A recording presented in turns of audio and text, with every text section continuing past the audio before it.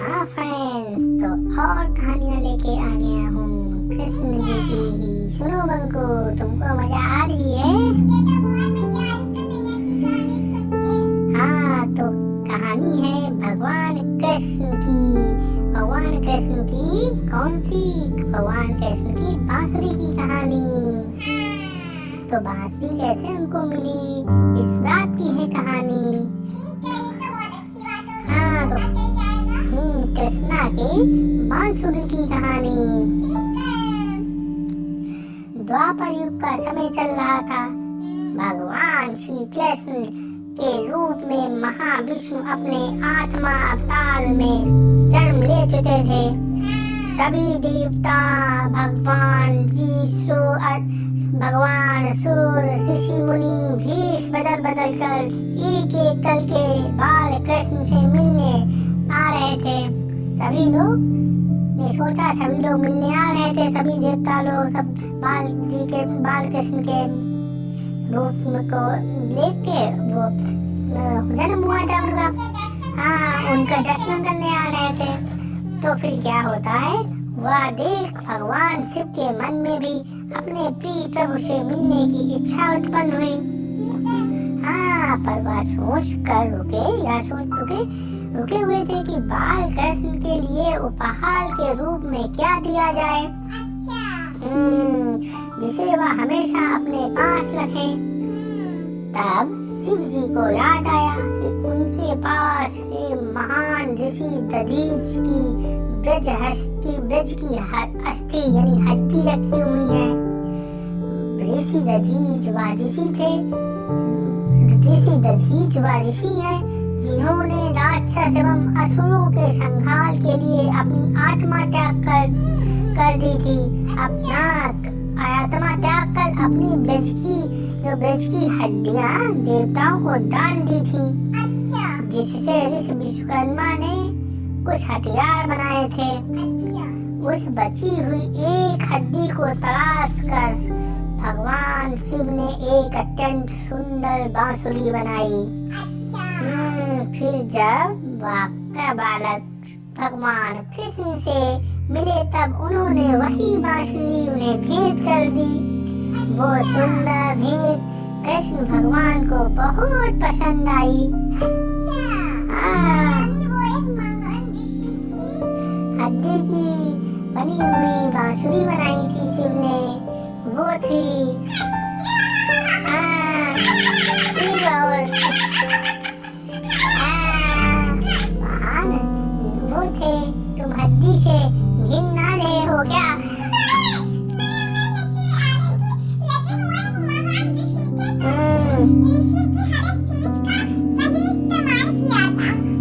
शिव और फिर क्या होता, शिव और कृष्ण भगवान के बीच स्नेह देखकर उस दिन देवताओं ने भगवान कृष्ण को बांसुरी वाला इस नाम से गौरवान्वित किया। उसी बांसुरी को कृष्ण भगवान के अपने अवतार काल के अधिकतम समय हमेशा अपने पास रखा। तो यह थी कृष्णा की बांसुरी की कहानी। अब सुनाता हूँ भगवान श्री कृष्ण के सिर दर्द की कहानी। उनका भी सर दर्द होने लगा। तो द्वापर युग में घटित कृष्ण और राधा की कहानियाँ कौन नहीं जानता। उस वक्त देवताओं में चर्चा थी कि राधा ही भगवान कृष्ण की सबसे बड़ी भक्त है। इस बात से एक व्यक्ति सहमत नहीं थे। वह थे जाने पहचाने मुनि जी, नारद मुनि। वो इस बात से बिल्कुल सहमत नहीं थे, नारद मुनि जी। तो क्या होता है, वह अपने आप को ही भगवान कृष्ण का सबसे बड़ा भक्त मानते थे। पर देवताओं में राधा रानी के विषय में चर्चा सुनकर उन्हें जलन महसूस होने लगी थी। नारद मुनि के स्वभाव से भगवान कृष्ण भी अच्छी तरह से अवगत थे। उन्हें सब मालूम था कृष्ण जी को, नारद मुनि के बारे में। एक दिन नारद मुनि कृष्ण भगवान से मिलने द्वारकापुरी गए थे। उन्हें आता देख भगवान श्री कृष्ण अपना सिर पकड़कर बैठ गए। मुनिवर ने उन्हें देखते ही पूछा, क्या हुआ प्रभु, आप शील पकड़ कर क्यों बैठे हैं? तो उस पर द्वारिकाधीश ने उत्तर दिया, मुनिवर आज हमें सिर में बहुत पीड़ा हो रही है। नारद बोले, तो प्रभु इस पीड़ा को मिटाने का कोई उपाय है? क्या कोई उपाय है इसको मिटाने का? तो कृष्ण ने कहा, हाँ उपाय तो है, मगर मेरा सबसे बड़ा भक्त अपने चरण धोकर उसका चरण अमृत मुझे पिलाएगा तो मेरा सिर दर्द पल भर में ठीक हो जाएगा। तो कृष्ण के मुख से यह उपाय सुनकर कुछ पल के लिए मुनिवर सोच में पड़ गए कि तो मैं ही सबसे बड़ा कृष्ण भक्त, लेकिन उन्होंने सोचा कि सबसे बड़ा कृष्ण भक्त तो मैं ही हूँ, लेकिन अगर मैं अपने पैर धोकर उसका चरण अमृत प्रभु को पिलाऊंगा तो मुझे नरक जाने जितना पाप लगेगा। परंतु राधा को भी तो सब कृष्ण का बड़ा भक्त मानते हैं। इतना सोचने के बाद भगवान कृष्ण से आज्ञा लेकर नारद तुरंत राधा रानी के महल जा पहुँचे। और उन्हें प्रभु के सिर में हो रही पीड़ा एवं उनके उपाय के बारे में बताया, उन्होंने सब सुनाया। वह सुनकर राधा रानी ने एक क्षण का भी विलंब न करते हुए अपने चरण धोकर अमृत एक कटोरी में नारद मुनि के हाथ में ला कर दिया और कहा, मुनिवर, मैं नहीं जानती कि मैं भगवान कृष्ण की कितनी बड़ी भक्त हूँ, पर मैं अपने ईश्वर आराध्य को पीड़ा में नहीं देख सकती। राधा के मुख से वह सच्चे भक्ति भाव के शब्द सुनकर नारद मुनि की आंखें खुल गईं और वह समझ गए कि राधा रानी ही कृष्ण की सबसे बड़ी भक्त हैं और प्रभु श्री कृष्ण ने यह लीला मुझे समझाने के लिए रची थी। वो सब समझ गए थे बाद में कि यह सब लीला रची गई थी, प्रभु ने सब रची थी। वो उन्होंने सोचा कि हम अगर पिला देंगे तो हम तो नरक में चले जाएंगे। तो ये हुई कहानी, ये थी कहानी, समझे बंकू? तो फिर और आगे सुनो कृष्ण जी की ही कहानी, कर्मा बाई की खिचड़ी की कहानी। यह कहानी है भगवान कृष्ण की प्रिय भक्त कर्मा बाई की। कर्मा बाई बचपन से ही अपने पिता जीवन राम को कृष्ण भगवान की पूजा करते देखती थी। अपने पिताजी को कर्मा बाई बचपन से ही अपने पिता जीवन राम को कृष्ण भगवान की पूजा करते देखती थी।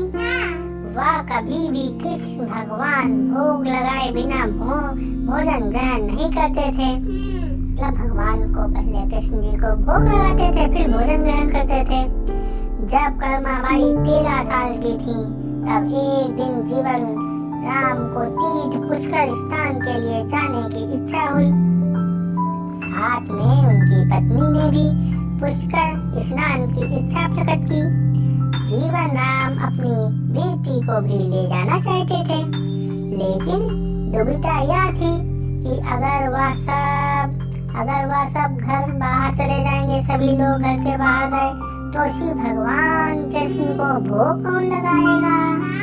तब जीवन राम ने एक नित्य कर्म की जिम्मेदारी कर्मा बाई को सौंपी और कहा कि देखो बेटी कर्मा, सुबह भगवान कृष्ण को भोग लगाने के पश्चात ही तुम भोजन ग्रहण करना। कर्मा ने भी अपने पिताजी को हाँ में हामी भर दी, उनकी हाँ में हामी भर दी। कहा ठीक है पिताजी।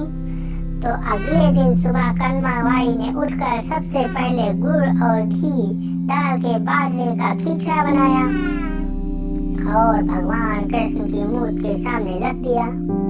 फिर क्या होता है और बोली, भगवान मैंने आपका भोग रख दिया है, आपको जब भूख लगे तब खा लेना। तब तक मैं घर के काम पूरे कर लेती हूँ। इतना कहकर कर्मा अपने घर के कामों में जुट गई।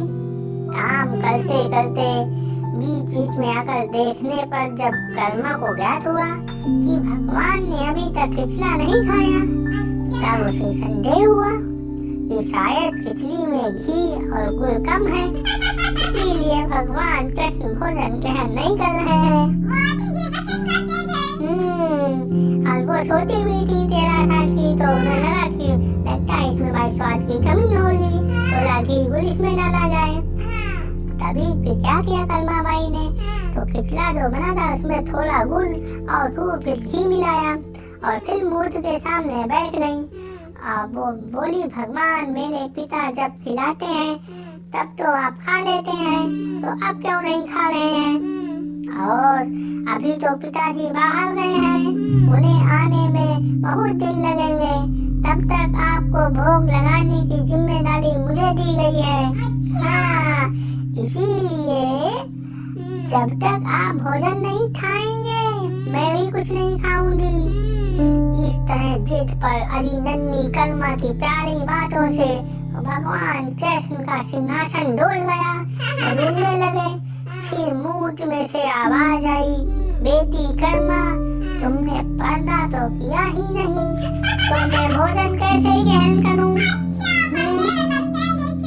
हाँ, तब कर्मा भाई ने मूर्ति के आगे अपनी चुन्नी का पर्दा किया। कुछ ही समय में कृष्ण मूर्ति के सामने रखी खिचड़ी की थाली खाली हो गई।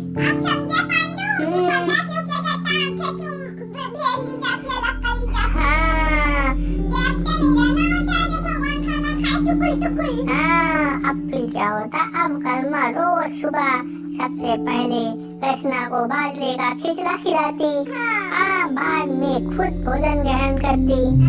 कुछ दिनों बाद घर लौटने पर कर्मा के माँ बाप भी कृष्ण की लीला देखकर दंग रह गए। इस तरह कर्मा बाई ईश्वर कृष्ण की निसीम भक्त बन गई, बहुत ही बड़ी भक्त बन गई। अपने जीवन के अंतिम दिनों में कर्मा बाई भगवान जगन्नाथ की नगरी जगन्नाथपुरी में एक कुटिया में बस गई थी। वहाँ पर एक दिन कर्मा बाई की कुटिया के सामने एक तेजस्वी कांति वाला बालक आया और उसने कर्मा बाई से कहा, मुझे भूख लगी है, माँ खाना दो। उस वक्त भी कर्मा अपने भगवान कान्हा को खिचड़ा का भोग लगा रही थी। कर्मा ने उस बालक को भी खिचड़ा खिलाया। उसके बाद से वही बालक हर रोज कर्मा के हाथ का खिचड़ा खाने आता था। यह सिलसिला कई वर्षों तक चलता रहा। फिर वह बालक क्या होता है, फिर वह बालक कोई और नहीं, स्वयं जगन्नाथ भगवान थे। क्योंकि जिस दिन कर्मा बाई देहांत हो, फिर क्या होता है, क्योंकि जिस दिन कर्मा बाई का देहांत हो गया, उस दिन जगन्नाथ भगवान की मूर्ति की आंखों से आंसू बह रहे थे।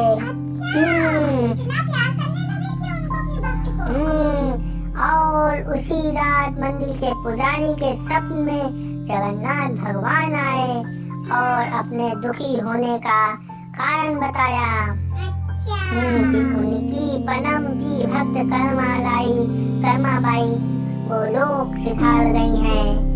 मैं रोज सुबह उनके हाथ की खिचड़ी खाता था। वो रोज आते थे, वो खिचड़ी खुद ही प्रकट होके अपने आप ही सोचे बैठ के खा लेते थे आके। इतने बड़ी भक्त थी तो उनको समझो सामने वो खिचड़ी खा जाते थे उनके हाथ की बनी हुई। अब मुझे खिचड़ी कौन खिलाएगा? अगले दिन से मंदिर के पुजारियों ने निर्णय लिया कि भगवान को रोज बाजरे की खिचड़ा को भोग लगेगा और उस भोग का नाम दिया गया कर्मा बाई खिचड़ी। तो ये थी कहानी कर्मा बाई की खिचड़ी की कहानी, जो प्रभु भगवान को इतनी पसंद थी, उनको इतने प्यार से वो उनका भक्त कर्मा बाई खिलाती थी। समझे?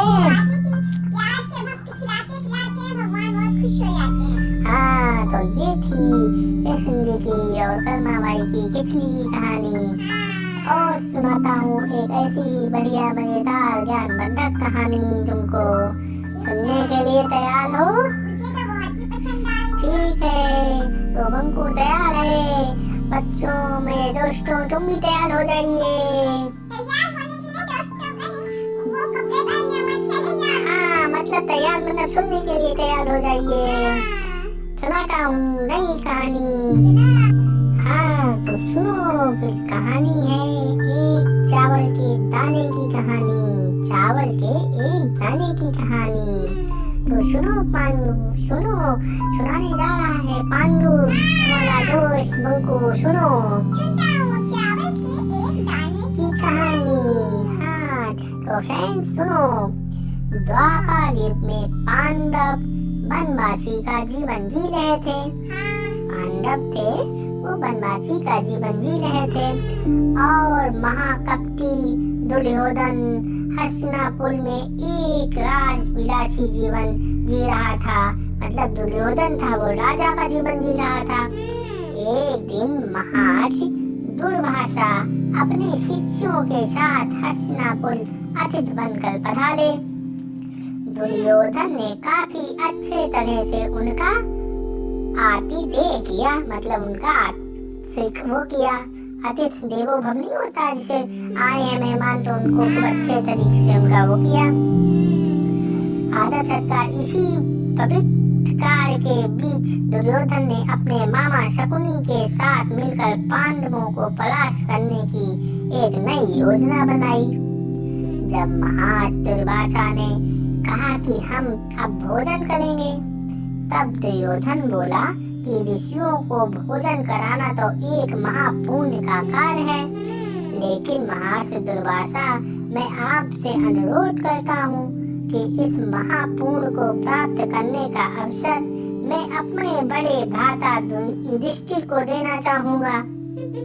इतना कहकर दुर्योधन ने महर्षि दुर्वासा और उनके शिष्यों को नजदीक के वन में बसे युधिष्ठिर की कुटिया में भोजन करने के लिए भेजा। क्योंकि वह जानता था कि दोपहर के उस समय पांडव द्रौपदी सहित खाना खा चुके होंगे और कुटिया में अन्न शेष नहीं होगा। जानबूझकर उसने ये बात उनको दी कि युधिष्ठिर खाना सब लोग खा चुके होंगे तो खाना बचेगा नहीं, तो ये लोग खाना खा नहीं पाएंगे। कुछ ही समय में महर्षि दुर्वासा अपने शिष्यों के साथ पांडवों की कुटिया के सामने थे पहुंच गया। वहां युधिष्ठिर ने उनका बड़े आदर के साथ स्वागत किया। महर्षि दुर्वासा ने युधिष्ठिर को दुर्योधन के साथ आया हुआ देखा, अपना वार्तालाप बता दिया और कहा कि मैं और मेरे शिष्य स्नान के पश्चात भोजन ग्रहण करेंगे। इतना कहकर सभी ऋषिगण स्नान करने के लिए नदी पर गए स्नान करने के लिए। तो धर्मराज युधिष्ठिर ने यह बात तुरंत जाकर द्रौपदी को बताई। द्रौपदी ने कहा इस वक्त तो हमारे पास कुछ भी भोजन शेष नहीं है।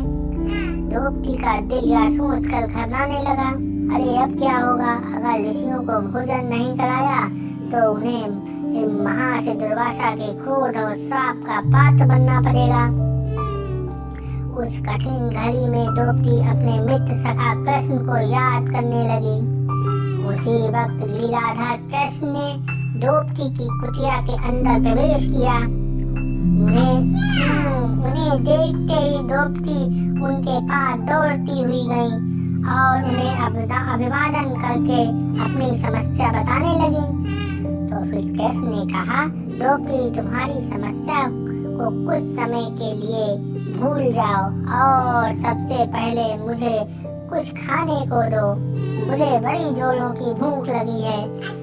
तब द्रौपदी ने अच्छे पात्र लाकर कृष्ण के हाथ में दिया, साथ ही अपनी समस्या भी बताई। तो महर्षि दुर्वासा और उनके शिष्य कुछ देर में भोजन करने के लिए आने वाले हैं, लेकिन घर में जो जरा सा भी भोजन शेष नहीं है।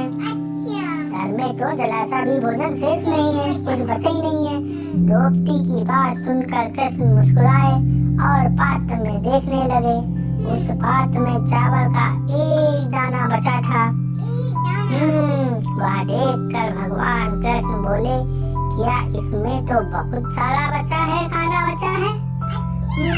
और वह चावल का बचा हुआ दाना उन्होंने खा लिया। इधर कृष्ण के चावल का दाना खाते ही उधर स्नान करके नदी से बाहर निकले महास दुर्वासा और उनके शिष्यों का पेट भर गया। और उन्हें डकारें आने लगी। भगवान ने देखो कैसी अपनी लीला रच दी। उन्होंने एक दाना खाना चावल खाया और उधर उन लोगों का भी पेट भर गया। और वह युधिष्ठिर की कुटिया के और जाने के बजाय अपनी यात्रा के लिए प्रस्थान कर गए। इस तरह चावल के एक दाने से ही कृष्ण भगवान ने ऋषियों को पेट भरकर और उनके क्रोध और श्राप से पांडवों की रक्षा की। तो ये थी चावल के एक दाने की कहानी। समझे बंटू?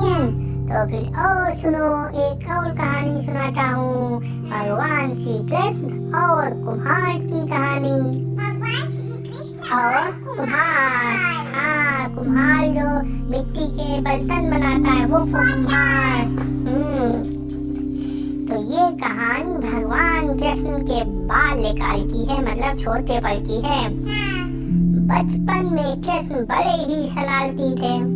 आए दिन कृष्ण भगवान के नए नए शैतानी रोज यशोमती मैया के पास आते थे। रोज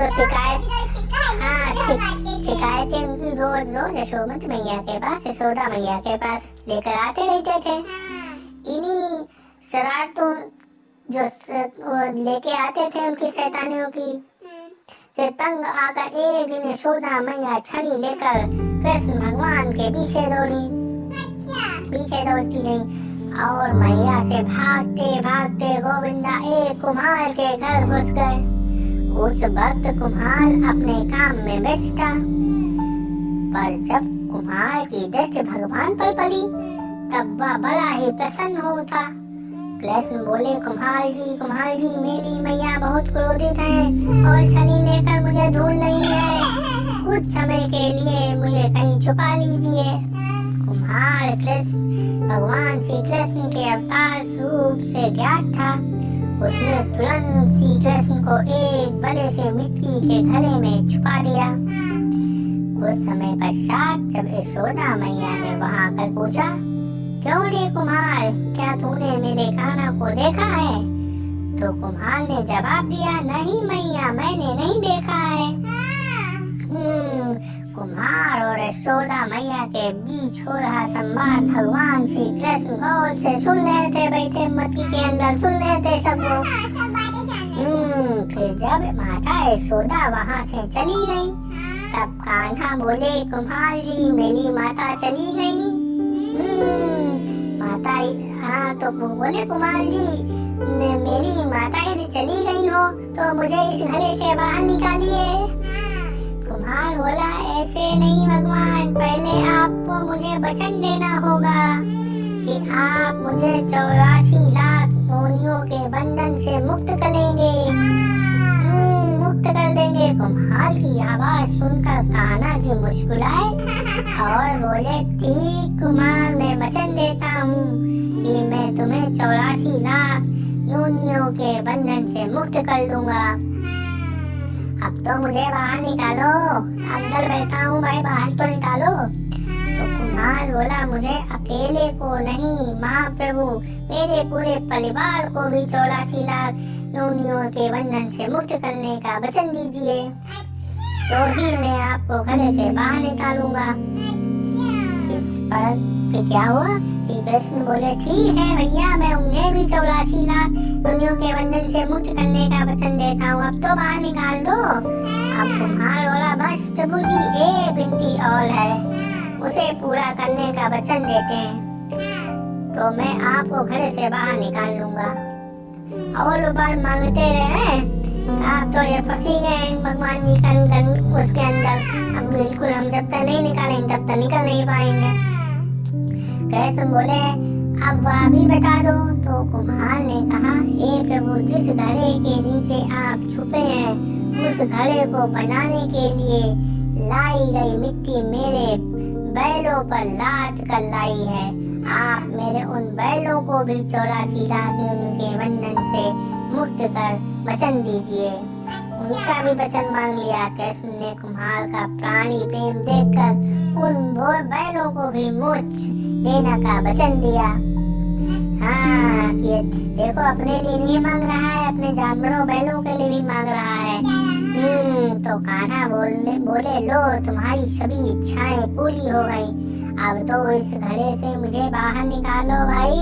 इस बार कुमार बोला अभी नहीं भगवान, बस एक अंतिम इच्छा शेष रह गई है और वह यह है, जो भी जीव हम दोनों के बीच हुए इस संवाद को सुनेगा उसे भी आप इस जन्म और मृत्यु के चक्र से मुक्त कर देंगे। यह वचन भी दे दीजिए। तो महादेव ने कहा कि बस यह वचन भी दे दीजिए, तभी मैं आपको इस घड़े से बाहर निकालूंगा। कुम्हार की सच्ची प्रेम भावना देखकर कृष्ण भगवान अति प्रसन्न हुए और उन्होंने कुम्हार को तथास्तु कह दिया। फिर जाकर कुम्हार ने बाल कृष्ण को घड़े से बाहर निकाला। उनको साष्टांग प्रणाम करके उनके चरण धोए और वह अमृत का प्रसाद करके अपने पूरे घर में उनका छिड़काव किया। अंत में कुम्हार प्रभु कृष्ण के गले लगकर इतना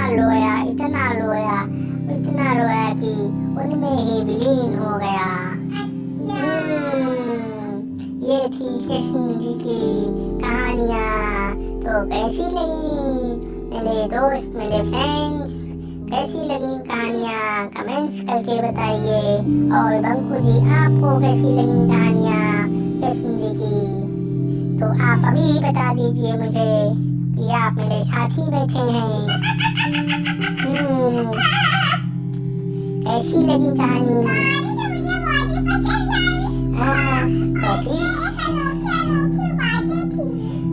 ऐसी ही ज्ञानवर्धक हंसी मजाक वाली कहानियाँ सुनते रहिए पांडु बंकू के साथ।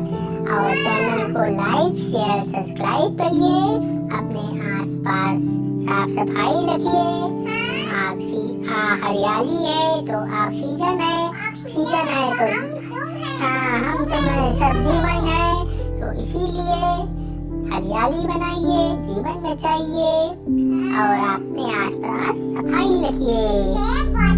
Save water, save nature. जय श्री कृष्णा।